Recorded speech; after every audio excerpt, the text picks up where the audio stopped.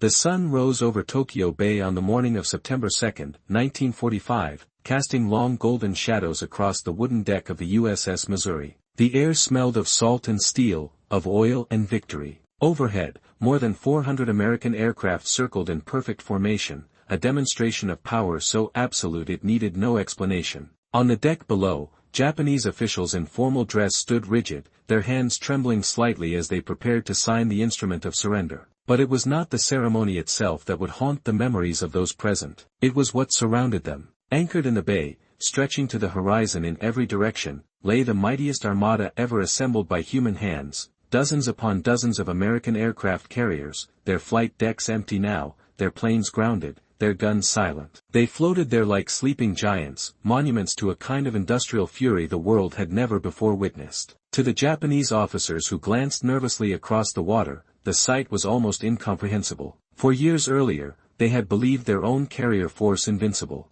Now, those ships rested at the bottom of the Pacific, while America's carriers, more numerous, more advanced, more lethal than anyone had imagined possible, filled the bay like a steel forest. At that moment, as pen scratched across parchment and the war officially ended, a question hung unspoken in the morning air: what would become of this fleet? What happens to the weapons of apocalypse when the apocalypse is over? The answer would prove stranger, sadder, and more complex than anyone standing on that deck could have imagined. To understand what happened to America's carriers after the war, one must first grasp what they represented during it. The aircraft carrier had entered World War II as an experimental platform, a strange hybrid of battleship and airfield that many naval strategists distrusted. By 1945, it had become the single most important weapon in the Pacific theater. The instrument that decided battles, controlled oceans, and ultimately brought an empire to its knees. The United States had begun the war with 7 fleet carriers. By the time Japan surrendered, it had built or commissioned more than 150 carriers of various classes, Essex-class fleet carriers, Independence-class light carriers, and scores of smaller escort carriers built on merchant hulls. This was not merely mass production. This was industrial transformation on a scale that defied previous human experience. American shipyards had become factories of floating air power, launching a new carrier every few weeks at the height of the war. Each one represented thousands of tons of steel, millions of man-hours, and the coordinated labor of entire cities. They were built by women who had never welded before Pearl Harbor, by men too old or too young for combat, by a civilian workforce that had learned to move at wartime speed. The carriers bore names that echoed with history and hope: Lexington, Saratoga, Enterprise, Yorktown, Hornet, Wasp. They carried the names of battles and the names of senators, the names of forgotten Revolutionary War heroes, and the names of American ideals made steel. And now the war was over, and there were too many of them. In the months following the Japanese surrender, the United States Navy faced a problem unprecedented in naval history: what to do with the largest carrier fleet ever assembled when there was suddenly no one left to fight. The war had ended with shocking abruptness. The atomic bombs dropped on Hiroshima and Nagasaki in August had compressed what might have been years of brutal island hopping into a single devastating fortnight. Invasion plans were cancelled, fleets steaming toward Japan were recalled, and almost overnight, the massive industrial machine that had sustained 4 years of global warfare began to power down. For the aircraft carriers, this meant an uncertain future. They were expensive to maintain, expensive to crew, expensive to operate. A single Essex-class carrier required a crew of more than 3,000 men. It consumed fuel oil by the thousands of gallons. It needed constant maintenance, constant repair, constant attention. Multiply that by dozens of ships, and the peacetime cost became staggering. Moreover, many of the escort carriers, the smaller vessels built quickly on merchant hulls, had never been intended for long service. They were wartime expedients, constructed fast and cheap, designed to last just long enough to win. Their hulls were thin, their engines temperamental, their systems jury-rigged. Some had survived kamikaze strikes through sheer luck. Others had been repaired so many times they were more weld than original steel. The Navy's first instinct was to mothball. Beginning in late 1945, carriers began returning to American ports not for repair or resupply, but for decommissioning. They sailed into harbors on the West Coast, the East Coast, the Gulf of Mexico, and there they were systematically stripped of anything valuable or volatile. Ammunition was offloaded. Fuel tanks were drained. Aircraft were removed and flown to storage depots in the desert, where they would sit in long rows beneath the Arizona sun, waiting for a future that might never come. Crews were reduced to skeleton staffs, then reduced again. Sailors who had lived aboard these ships for years, who had fought aboard them, bled aboard them, watched friends die aboard them, were reassigned or discharged. They walked down the gangplanks for the last time, sea bags over shoulders, and did not look back. The carriers were towed to anchorages in quiet bays and river estuaries, places where the water was calm and the world was distant. There they were tied to buoys in long rows, gray shapes reflected in still water, their flight decks empty, their island superstructures silent. This was the reserve fleet, the mothball fleet, a ghostly armada preserved against some future emergency. Protective coatings were sprayed over metal surfaces.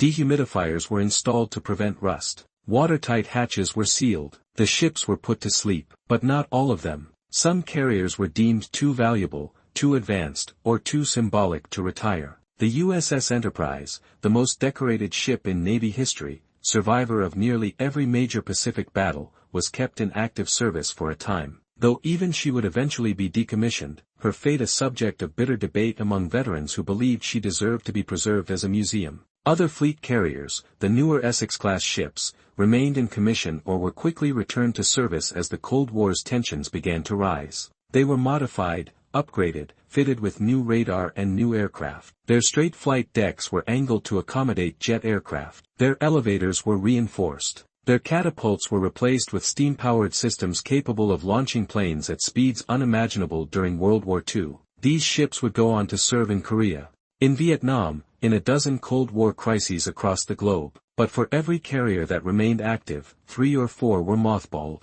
And for every ship mothballed, another met a darker fate. Some were simply too damaged, too worn, too obsolete to justify the cost of preservation. These vessels, many of them escort carriers that had survived the war by the thinnest of margins, were towed not to quiet anchorages but to scrapyards. There, over the course of months, they were systematically dismantled. Cutting torches hissed through steel that had once withstood bombs and torpedoes. Flight decks were peeled back like the lids of tin cans. The great elevators that had lifted aircraft from hangar to sky were removed and sold for scrap. Engines were extracted, their parts salvaged or melted down. Hulls were cut into sections and hauled away on flatbed trucks. What had once been a warship, a floating city, a symbol of American power, became raw material again, steel ingots bound for factories, destined to be reborn as automobiles or refrigerators or the frames of suburban houses. The men who had served aboard these ships rarely knew their fate. The Navy did not announce which carriers were being scrapped. There were no ceremonies, no final salutes. The ships simply disappeared from the Naval Register, their names struck from the rolls,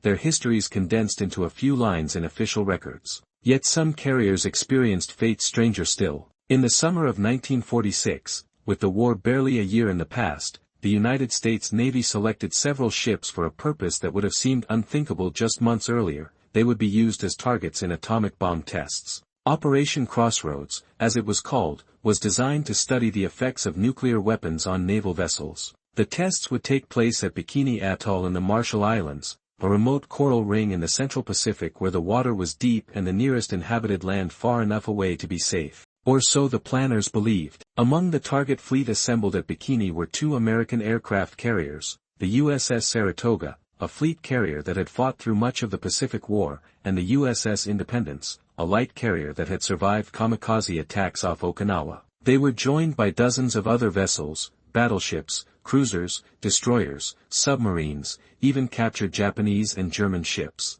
All of them were anchored in the lagoon, painted bright orange for visibility, their decks loaded with instruments and test animals. On July 1, 1946, a B-29 bomber dropped an atomic bomb designated Able over the fleet. The bomb detonated in the air, and the shock wave rolled across the water like the fist of an angry god. The Saratoga survived the first blast, though heavily damaged. 18 days later, a second bomb, Baker, was detonated underwater. This time, the explosion sent a column of water and steam and radioactive mist a mile into the sky. When the column collapsed, it created waves that tossed ships like toys. The Saratoga sank within hours, slipping beneath the surface and coming to rest on the floor of the lagoon, her flight deck settling into the sand, her island superstructure tilted at an angle, a tomb for the instruments and animals still aboard. The Independence remained afloat but was so saturated with radiation that she could not be safely approached. She was towed back to California, where she was studied for years, her hull a floating laboratory of atomic contamination.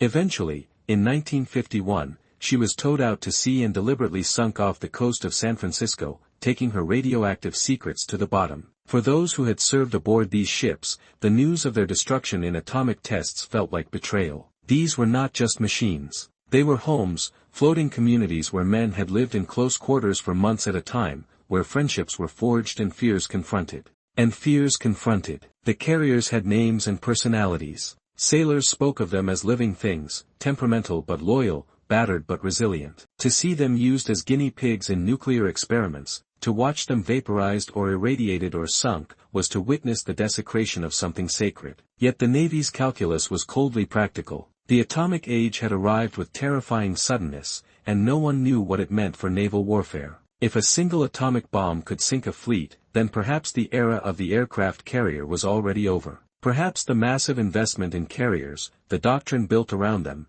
the entire structure of American naval power was suddenly obsolete. Operation Crossroads was an attempt to answer those questions. The results were ambiguous. Some ships survived, others did not. The Navy concluded that carriers could operate in an atomic battlefield, provided they were dispersed and their crews trained in damage control. But the tests also revealed a grim truth: in a nuclear war, there would be no safe place, no invulnerable platform. The age of absolute security was over. And so the carriers continued their strange post-war existence, divided among three fates: active service, mothball preservation, or destruction. But there was also a fourth category, quieter and less discussed, yet perhaps most revealing of all. Some carriers were sold, not scrapped, but sold intact to foreign navies, allies who lacked the industrial capacity to build their own fleet carriers but who needed them nonetheless in a world rapidly dividing into Cold War blocs. The British Royal Navy, devastated by 6 years of war and facing economic collapse at home, purchased several American escort carriers to replace losses. The French Navy, rebuilding after occupation, took others. The USS Langley, an Independence-class light carrier, was transferred to France and renamed Lafayette. She would serve in the French Navy for more than 20 years. Operating off Indochina, off Algeria, off the coast of Africa, missions that echoed the old colonial wars, conflicts that seemed oddly anachronistic in the atomic age yet were no less brutal for it. Other carriers went to nations that had barely possessed navies before the war. The Netherlands, Canada, Australia, Argentina, Brazil, each acquired American or British carriers, often vessels that had been built during the war and then immediately retired. These ships became symbols of national prestige, expensive symbols, often more trouble than they were worth, but symbols nonetheless. To possess an aircraft carrier was to claim a seat at the table of global power, even if that seat was borrowed and the table itself was changing shape. Back in the United States, the mothball fleets grew. By the early 1950s, hundreds of ships, not just carriers but cruisers and destroyers and transports, lay anchored in river estuaries and quiet bays. The largest concentration was in California, where the Sassoon Bay Reserve Fleet stretched for miles along the Sacramento River. Seen from the air, the ships looked like a vast gray city afloat, their masts a leafless forest, their hulls streaked with rust despite the preservatives. Locals grew accustomed to the sight. Children who lived near the anchorages would row out in small boats and circle the silent giants, peering up at flight decks 20 feet above the waterline, trying to imagine what it had been like when these decks roared with engines and men shouted orders and planes launched into tropical skies. Occasionally, a carrier would be pulled from mothballs, reactivated for a new war or a new crisis. When North Korea invaded the South in June 1950, the Navy scrambled to recommission carriers from the reserve fleet. Ships that had been silent for 5 years were hastily refitted, their systems tested, their crews reassembled from reservists and new recruits. They steamed across the Pacific once more, older now, slower, but still capable. Off the coast of Korea, they launched strikes against bridges and rail yards, provided air cover for Marines at Incheon, interdicted supply lines along the Yalu River. The war in Korea was not the apocalyptic struggle that World War II had been, but it was brutal enough, and the carriers proved their worth once more. Yet even as some carriers returned to war, others continued to decay in the mothball fleets or vanished into scrapyards. By the late 1950s, the Navy had begun a comprehensive review of its reserve ships. Which ones were worth keeping? Which ones could be modernized for the jet age? Which ones were simply too old, too worn, too obsolete to justify further preservation? The answers were often harsh. Many of the escort carriers, those small, scrappy ships built on merchant hulls, were deemed beyond saving. Their thin-skinned hulls could not be upgraded to handle jet aircraft. Their slow speeds made them vulnerable in modern warfare. One by one, they were sold for scrap. The USS Casablanca, named ship of a class that had included 50 escort carriers, was scrapped in 1960.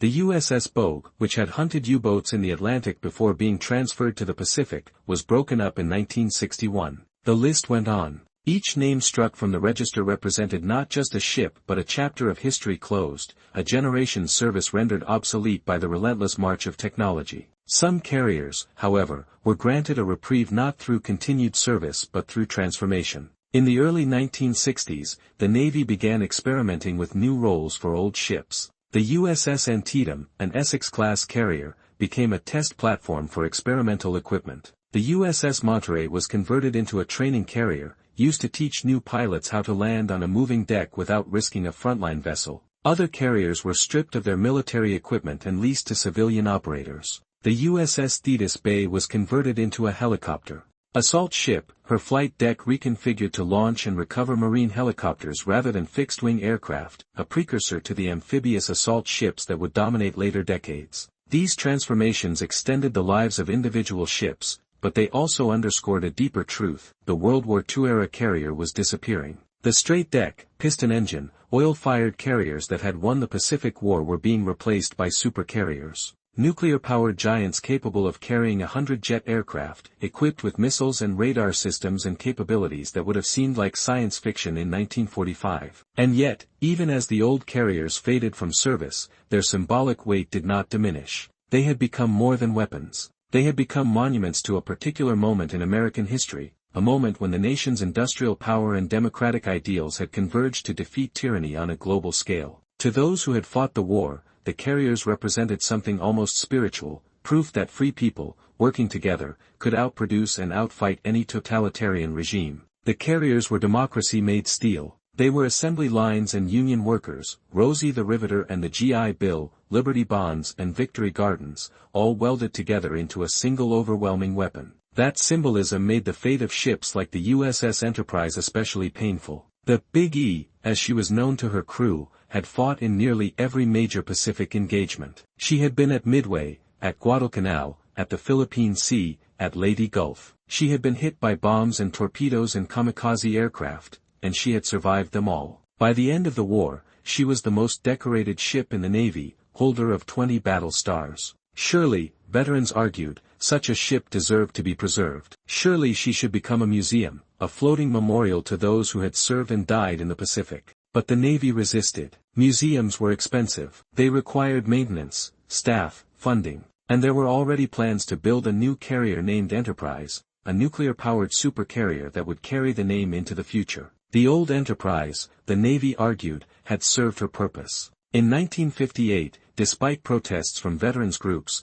despite editorials and letters and petitions, the USS Enterprise was sold for scrap. She was towed to a shipbreaker's yard in New Jersey, and there, over the course of 2 years, she was cut apart. The flight deck that had launched Doolittle's raiders, the hull that had survived Guadalcanal, the island superstructure where Admirals Halsey and Spruance had stood, all of it reduced to scrap metal, melted down, repurposed. The men who had served aboard her wept when they heard the news. They had expected betrayal from enemies, but not from their own navy. And yet, they understood, in a bitter way, that this too was the logic of war. Nothing lasts. Not ships, not empires, not even memory. Everything is eventually recycled, transformed, forgotten. By the 1970s, the last of the World War II-era carriers were finally disappearing from the naval register. The Essex-class ships, those workhorses that had served through 3 wars, were being decommissioned one by one. The USS Lexington, which had been converted into a training carrier, continued operating into the 1990s, her longevity a testament to solid engineering and constant upgrades. But she was an exception. Most of her sisters went to the scrapyard. A few were saved by preservation groups and turned into museums. The USS Intrepid found a permanent home on the Hudson River in New York City, where she serves as a museum to this day, her flight deck open to tourists who walk where Hellcats and Avengers once rolled, who peer into the ready rooms where pilots prepared for missions over Tokyo. The USS Yorktown was preserved in South Carolina, the USS Hornet in California. These museums became pilgrimage sites for aging veterans, places where old men returned with their grandchildren to explain what it had been like, what it had meant. They stood on the wooden decks and pointed to where their battle stations had been, where their bunks had sat, where they had stood during kamikaze attacks and watched planes spiral out of the sky trailing smoke and fire. And their grandchildren listened, trying to understand, trying to imagine a world where democracy itself had seemed on the verge of extinction, where the outcome of the war had been uncertain, where these ships and the men aboard them had stood as the last barrier against global tyranny. But for every carrier preserved, 10 were scrapped. The mathematics of history are ruthless. And so the great majority of America's World War II carrier fleet ended not in glory but in quiet dismantling, their steel returned to the cycle of industry, their names surviving only in official records and the fading memories of men who grew older each year. What remained was a strange paradox. The carriers had been built to win a war, and they had succeeded beyond anyone's expectations. They had proven decisive, revolutionary, war-winning. And yet, the very success that made them legendary also rendered them obsolete. By the time the war ended, newer carriers were already on the drawing board, ships designed for jet aircraft and guided missiles and nuclear propulsion. The World War II carriers, for all their achievements, belonged to a vanishing era, the last generation of ships designed for a kind of warfare that would never be fought again. They had been built for a war of attrition and industrial production, a war where victory went to the side that could build more ships, train more pilots, produce more steel. And America had won that contest decisively. But the atomic bomb had changed the rules. Future wars, strategists believed, would be short, devastating, nuclear. There would be no time for industrial mobilization, no opportunity to build fleets during the conflict. The next war would be won or lost in hours, not years. And so the carriers, those great instruments of industrial warfare, became relics of a world that no longer existed. Yet even as relics, they retained power. Not the power to launch aircraft or sink enemy ships, but the power to remind, to testify, to bear witness. The sight of a mothballed carrier, floating silent in some forgotten estuary, was a reminder of what the nation had once been capable of when threatened. The preserved museum ships, their hulls painted and decks polished, became classrooms where new generations learned what freedom had cost. And the carriers that had been scrapped, reduced to anonymous steel, still existed in a sense. Transformed into bridges and buildings, cars and appliances, the hidden infrastructure of post-war American prosperity. They were everywhere and nowhere, ghosts in the machine, their sacrifice invisible but foundational. In the end, what happened to America's carriers after World War II was not a single story but many stories, each ship a different path, a different fate. Some served on, their decks bloodied in new wars. Some slept in mothballs, waiting for emergencies that never came. Some became museums, shrines to a vanished world. Some were sold to foreign navies, their names changed, their identities erased. Some were used as targets, vaporized or sunk in atomic tests. And many, perhaps most, were simply cut apart and recycled, their steel repurposed, their histories condensed into a few paragraphs in forgotten books. But if there is a single truth that connects all these fates, it is this: the carriers represented something larger than themselves. They were not just weapons, though they were formidable weapons. They were not just ships, though they were magnificent ships. So the nation chose a middle path, saving a few, scrapping many, mothballing others against uncertain futures. And in doing so, it enacted a ritual as old as civilization itself, the ritual of memory and forgetting, of honoring the past while making space for the future. The carriers that became museums stand as monuments, their decks open to visitors, their hulls preserved against time, testimony to what was endured and what was won. The carriers that were scrapped are gone, but not entirely. They exist now as raw material, as steel beams in bridges and frames in buildings, as the hidden skeleton of post-war prosperity. And the carriers that served on, through Korea and Vietnam and Cold War crises, demonstrated that the lessons learned in the Pacific War had not been forgotten, that the tactics and technologies developed aboard those World War II carriers would shape naval warfare for generations to come. In the quiet anchorages where the mothball fleets still float, where rows of silent ships rest in the water like sleeping giants, there is a melancholy beauty. The light slants low across their hulls at dawn, and the water reflects their gray shapes, and the world feels very still. These ships have nowhere to go. They are held in suspension, between past and future, between memory and oblivion. They wait for emergencies that may never come, for wars that may never be fought, for a summons back to service that grows less likely with each passing year. And yet, they endure. They are stubborn, resilient, patient. They are steel and rust and silence, monuments to the idea that some things, once built, refuse to be entirely forgotten. The men who served aboard them are mostly gone now,